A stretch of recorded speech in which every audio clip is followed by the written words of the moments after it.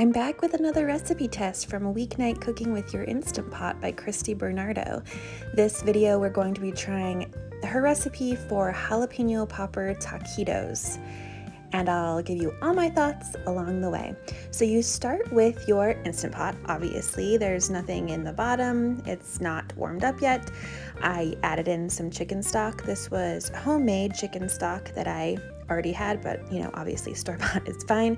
Here's the chicken that I used. It was seasoned with a bit of like a chili and paprika. I normally don't buy the pre-seasoned chicken, but actually this is what was available to me, so this is what I got, and it worked out really well.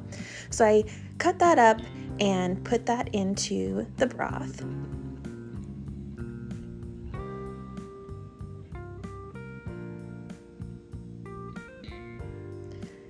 And then you put your lid on and seal it, set it to sealing, turn on your pressure cooker, set it to cook on high for 6 minutes. Then when it's done, you let it naturally release and let the steam out. Then you pull all your chicken out and set it aside, and when it's cool enough, you can shred it up. And you want to reserve this cooking liquid, this broth, because that has a lot of flavor. So set that into a bowl on the side. You can barely see me doing it back there. Nice camera angle. Okay, then into the same pot, you put in a little bit of oil, and the recipe called for bacon. I didn't have bacon, I had turkey bacon, so that's what I used, and I crisped it up as best as I could for a few minutes on the saute function that was on high. Then you take the bacon out and add in some red onion.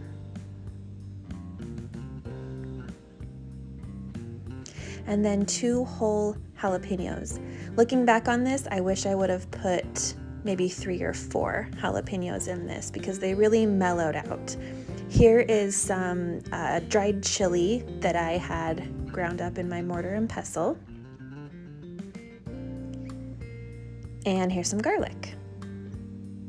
Next, I added a whole block of cream cheese. That's what the recipe called for, but looking back on it, I wish I would have used half of that amount. It was it was a lot of cream cheese. I mean, still good, but a lot of cream cheese. Then I added in a cup of the broth that I'd already used, and you just stir this around and mix it up to melt the cream cheese. Add back in your shredded up or cut up chicken, and then you add back in the bacon. So you can see how this is kind of rich because of the bacon and the cream cheese, which is why I think I would cut it in half next time, because here you're also adding shredded cheese. I used some pepper jack, so it was very, very, very cheesy. I mean, delicious, but didn't need that much. So you mix it all together, and then we're going to fill our tortillas. I made some fresh tortillas. I used Joshua Weissman's recipe. It's really simple, but of course you can use store-bought. And it's really simple. You just take your filling here, put in just enough, and then you roll them up tightly.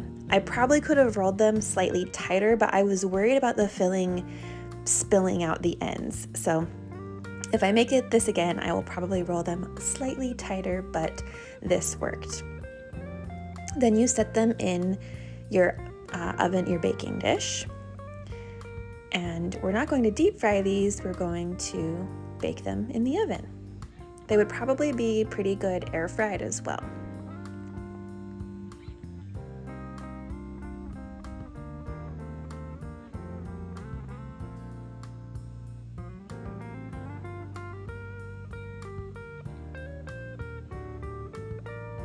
Someone's sneaking a taste of the sauce, of the filling.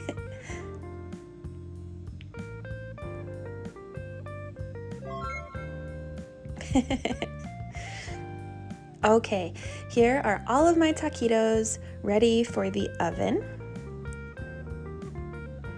I just gave them a quick spray with some cooking spray.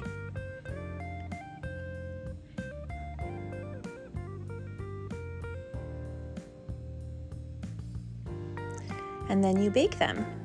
And while they were baking, I got my side dishes ready. So I cut up some olives. I made some refried beans in the Instant Pot. It was really simple. It was just with pinto beans. There's no like butter or anything like that in these. And this was the leftover filling. And then I have some mango salsa and a couple other sauces. And here's what the taquitos looked like when they came out of the oven. They were actually crispier than I expected them to be, and they were really delicious. Next time, I would add a lot more jalapeno. I would half the cream cheese and half the shredded cheese. But yeah, these were really super fun. I think that kids would enjoy them. They're good for a crowd. And they were kind of nostalgic for me as well. They were really fun to make, fun to eat, and delicious. Thank you so much for watching.